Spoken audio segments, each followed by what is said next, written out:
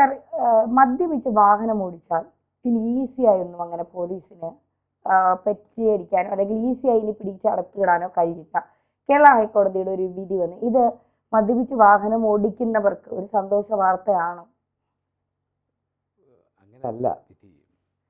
ഇപ്പം 2019 ഒരു Kannur Pazhayangadi police register ചെയ്ത ഒരു കേസ്, ആ കേസ് രജിസ്റ്റർ ചെയ്ത് 279 185 വകുപ്പ് പ്രകാരം രജിസ്റ്റർ ചെയ്ത കേസാണ്. അമിതമായി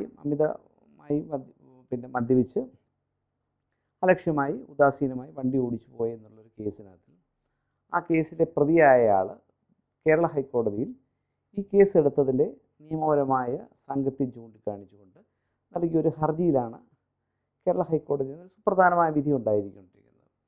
ജസ്റ്റിസ് PG അരുൺ എന്ന ന്യായാധിപൻ്റേതാണ് ഈ വിധി പുറപ്പെടുവിച്ചിരിക്കുന്നത്. സാധാരണഗതിയിൽ ഇതിനകത്തൊരു കാര്യമുള്ളത്, ഈ പോലീസ് പലപ്പോഴും കേസെടുക്കുമ്പോൾ ഈ രക്തപരിശോധനാ റിപ്പോർട്ട് മിക്ക കേസിലും ഹാജരാക്കാറില്ല. അതുപോലെ തന്നെ പോലീസ് ബ്രീത്ത് അനലൈസർ റിപ്പോർട്ടിൻ്റെ ഒറിജിനൽ പ്രിൻ്റ് ഔട്ടും കോടതിയിൽ ഹാജരാക്കാറില്ല. പലപ്പോഴും ടൈപ്പ് ചെയ്ത ഒരു ഫോർമാറ്റാണ് പലപ്പോഴും ഹാജരാക്കാറുള്ളത്.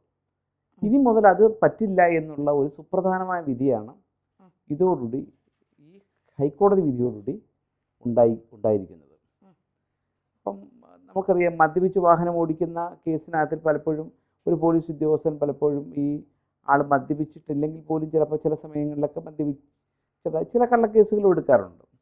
അല്ലെങ്കിൽ ചെറിയ അളവിൽ ഒരു ദിവസം മുൻപ് തലേദിവസം രാത്രി വല്ലതും മദ്യപിച്ചാൽ പോലും ചെറിയൊരു സ്മെല്ലുണ്ടായി കഴിഞ്ഞ് കഴിഞ്ഞാൽ പലപ്പോഴും പോലീസ് ഈ അമിതമായി മദ്യപിച്ച് വാഹനം ഓടിച്ചു എന്നുള്ള തരത്തിൽ കേസെടുക്കാറുണ്ടായിരുന്നു. പക്ഷേ ഇനി മുതൽ അത് പറ്റില്ല. കൃത്യമായ രക്തപരിശോധനാ റിപ്പോർട്ടിൻ്റെ അടിസ്ഥാനത്തിൽ മാത്രമേ, രക്തപരിശോധനാ റിപ്പോർട്ട് കോടതിയിൽ ഹാജരാക്കിയെങ്കിൽ മാത്രമേ കേസെടുക്കാം. പക്ഷേ കുറ്റം നിലനിൽക്കണമെങ്കിൽ ഈ രക്തപരിശോധനാ റിപ്പോർട്ട് കോടതിയിൽ ഹാജരാക്കിയെങ്കിൽ മാത്രമേ കേസ് നിലനിൽക്കൂ എന്നുള്ള ഒരു സുപ്രധാനമായ വിധിയാണ് ഉണ്ടായിക്കൊണ്ടിരിക്കുന്നത്. 2019 കണ്ണൂരിലെ പഴയങ്ങാടി പോലീസ് എടുത്ത കേസ് കേരള ഹൈക്കോടതിയുടെ ഈ വിധിയോടുകൂടി ആ കേസ് റദ്ദാക്കി. പോലീസിനെ തീർച്ചയായിട്ടും കണ്ണു തുറപ്പിക്കുന്ന ഒരു വിധിയാണ്.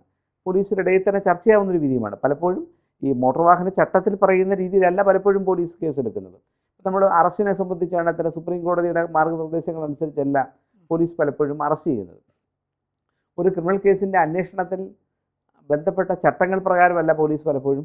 ഇത്തരത്തിലുള്ള ഹൈക്കോടതികളുടെയും സുപ്രീം കോടതികളുടെയും വിധികൾ വരുമ്പോൾ മാത്രമാണ് അത് എല്ലാവരും, ഞാൻ ഇപ്പം 2019 മദ്യപിച്ച് എത്രയോ കേസുകൾ പോലീസ് എടുത്തിട്ടുണ്ടാവാം.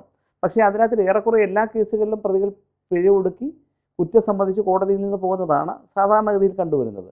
ഒരു 5000 കേസ് ഒരു വർഷം മദ്യപിച്ച് വാഹനം ഓടിച്ചതിനെടുത്ത് കേരളത്തിൽ മൊത്തത്തിൽ എടുത്തിട്ടുണ്ടായെങ്കിൽ അതിനകത്തൊരു 4950 കേസുകളിലും അല്ലെങ്കിൽ 4900ഓളം കേസുകളിലും സാധാരണഗതിയിൽ പ്രതികൾ കുറ്റം സംബന്ധിച്ച് പോകുന്ന ഒരു സാഹചര്യമാണ് നിലവിലുള്ളത്. പക്ഷേ ഈ വിധിയോടുകൂടി തീർച്ചയായിട്ടും അതിനൊരു വ്യത്യാസം ഉണ്ടാവുകയും ഇത്തരത്തിൽ ആളുകൾക്ക് ഇതിനെപ്പറ്റി നിയമപരമായ പരിജ്ഞാനമില്ല എന്നുള്ളതും ആളുകൾ ഇത്തരം കാര്യങ്ങളിൽ വേണ്ടത്ര നിയമപരമായി ഇതിനെ ചോദ്യം ചെയ്യാൻ, അതായത് പോലീസ് പ്രോപ്പറായി എടുക്കാത്ത കേസുകളിൽ മോട്ടോർ വാഹന ചട്ടവും ക്രിമിനൽ നടപടി നിയമങ്ങളും പാലിക്കാത്ത കേസുകൾ പോലും പ്രതികളാക്കപ്പെടുന്നവർ ഇത്തരത്തിലുള്ള കേസുകളെ ചോദ്യം ചെയ്യപ്പെടുന്നില്ല എന്നുള്ളതുകൊണ്ടാണ് പലപ്പോഴും പോലീസ് ഇത്തരത്തിലുള്ള കേസുകളുടെ എണ്ണം വർദ്ധിക്കാൻ സാഹചര്യം ഉണ്ടാകുന്നു. ഇതോടുകൂടി അതിനൊരു പരിസമാപ്തി ഉണ്ടാകാനാണ് ഏറെക്കുറെ സാധ്യത. എന്നാലും ഇനിയാണെങ്കിലും പോലീസ് പലപ്പോഴും പല കേസിനകത്ത്, അത് പോലീസിൻ്റെ കാരണം ലോ ആൻഡ് ഓർഡർ ഡ്യൂട്ടി ചെയ്യുന്ന പോലീസിനെ സംബന്ധിച്ച് പറഞ്ഞാൽ പോലീസിന് ജോലിഭാരം കൂടുതലാണ്. പക്ഷേ ചില സ്റ്റേഷനുകളിലൊക്കെ ഉള്ളൂ ഈ ജോലിഭാരം കൂടുതലുള്ള സ്റ്റേഷനുകൾ. അപ്പം അത്തരത്തിലുള്ളൊരു നല്ല വിധിയാണിത്. പക്ഷേ ഇത് മദ്യപിക്കുന്ന ആളുകളെ സംബന്ധിച്ച് പറഞ്ഞാൽ അവർക്ക് നല്ല വിധി, മദ്യപിച്ച് വാഹനം ഓടിക്കുന്നത് തെറ്റാണ് 100%. പക്ഷേ ഒരു പരിധിവരെ ഇതിനകത്ത് മദ്യപിച്ച് വാഹനം ഓടിക്കുന്നവർക്ക് കുറച്ച് ആനന്ദകരമായ ഒരു, അല്ലെങ്കിൽ അവർക്ക് സന്തോഷകരമായ ഒരു വിധി കൂടിയാണിത്. ഈ മദ്യം വിൽക്കുന്നത് സർക്കാർ തന്നെയാണ്, ഇത് കുടിക്കാൻ കൊടുക്കുന്നത് സർക്കാർ തന്നെയാണ്, കുടിച്ചു കഴിഞ്ഞാൽ ഇത് പിടിക്കപ്പെടുന്നതും സർക്കാർ തന്നെയാണ്, അല്ല പോലീസിന്റെ സർക്കാരിന്റെ ഭാഗം കൂടിയാണ് ഇതിൽ. സാർ, ഇപ്പോൾ നമ്മൾ ഈ പല കാര്യങ്ങളും കോടതി പറയുന്ന പല നിയമത്തിന്റെ പല വശങ്ങളും സാധാരണക്കാർക്ക് അറിയില്ല എന്നുള്ളത് ഒരു യാഥാർത്ഥ്യമാണ്. അതുകൊണ്ടാണ് ഈ പിന്നെ എന്താ ഓടിച്ചിട്ട് പിടിക്കുക, അങ്ങനെ ആത്മഹത്യ ചെയ്യുന്ന ഒരുപാട് പേര് നമ്മൾ കാണാറുണ്ട് പോലീസിന്റെ.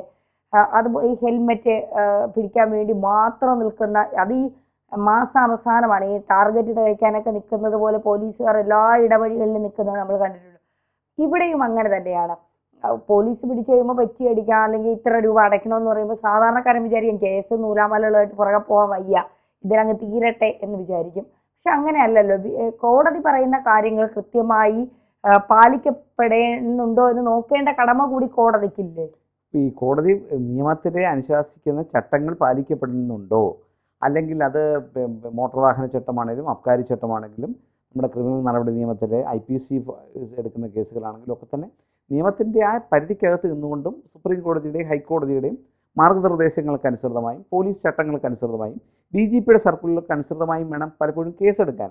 പക്ഷേ പോലീസ് പലപ്പോഴും നമ്മുടെ പോലീസ് ഫോഴ്സിനെ സംബന്ധിച്ച് നമ്മുടെ പോലീസ് ഫോഴ്സിനകത്തുള്ളതിൽ ഒരു 50% 60% ആളുകൾ വളരെ സത്യസന്ധമായി വളരെ ധാർമ്മിക മൂല്യമുള്ളവർ തന്നെയാണ്. പക്ഷേ ബാക്കി 40% ആളുകളുണ്ടല്ലോ, അവരാണ് ഈ പോലീസിൻ്റെ മൊത്തത്തിലുള്ള ഒരു അന്തസ്സിനെ തന്നെ പലപ്പോഴും ഹനിച്ചുകൊണ്ടിരിക്കുന്നത്. നമുക്ക് പലപ്പോഴും അറിയാം, ഹെൽമെറ്റ് വേട്ടയുടെ പേരിൽ കേരളത്തിൽ മരണമടഞ്ഞിട്ടുള്ള ചെറുപ്പക്കാർ എത്രയോ പേരുണ്ട്. അതുപോലെ തന്നെ സംശയത്തിൻ്റെ പേരിൽ പിടിച്ചുകൊണ്ട് പോയപ്പെട്ട സംഭവങ്ങളൊക്കെ ഉണ്ടായിട്ടുണ്ട്. പിന്നെ നമ്മൾ ചോദിച്ച ചോദ്യം വളരെ പ്രസക്തമാണ്. സർക്കാർ തന്നെയാണിത് മദ്യം, പക്ഷേ സർക്കാർ ഈ പണം കിട്ടുന്നത് സർക്കാരിന് തന്നെയാണ്. ഏതാണ് ഈ സർക്കാരിൻ്റെ ബിവറേജസ് മദ്യഷോപ്പിൽ നിന്നോ അല്ലെങ്കിൽ സർക്കാരിന് ലക്ഷക്കണക്കിന് രൂപ കൊടുക്കുന്ന ബാറിൻ്റെ ലൈസൻസ് ഇനത്തിൽ കിട്ടുന്ന ലക്ഷക്കണക്കിന് രൂപ കിട്ടുമ്പോഴും ഇത് മദ്യപിച്ച് വാഹനം ഓടിച്ച് പുറത്ത് അമിത വേഗതയിൽ പോകുന്നതിനെയും മദ്യപിച്ച് വാഹനം ഓടിച്ച് പിടിക്കപ്പെട്ടാലും ട്രഷറിയിലേക്ക് പണം വരുന്നതും സർക്കാരിന് തന്നെയാണ്. സർക്കാരിനെ സംബന്ധിച്ച് പറയാൻ സർക്കാരിന് ഒരിക്കലും ഇതിനകത്ത് നിന്നൊരു ഒരു നഷ്ടമില്ല. പിന്നെ ഈ ഹൈക്കോടതിയും സുപ്രീം കോടതിയും ഇത്തരത്തിലുള്ള പലപ്പോഴും നിയമം പോലീസിൻ്റെ വീഴ്ചകൾ ചൂണ്ടിക്കാണിച്ചുകൊണ്ട് അത് തിരുത്തൽ ശക്തിയായി അല്ലെങ്കിൽ തിരുത്താൻ ഉള്ള നിർദ്ദേശം കൊടുക്കുമ്പോഴാണ് പലപ്പോഴും പോലീസ് കുറച്ചെങ്കിലും വ്യത്യാസം വരുന്നത്.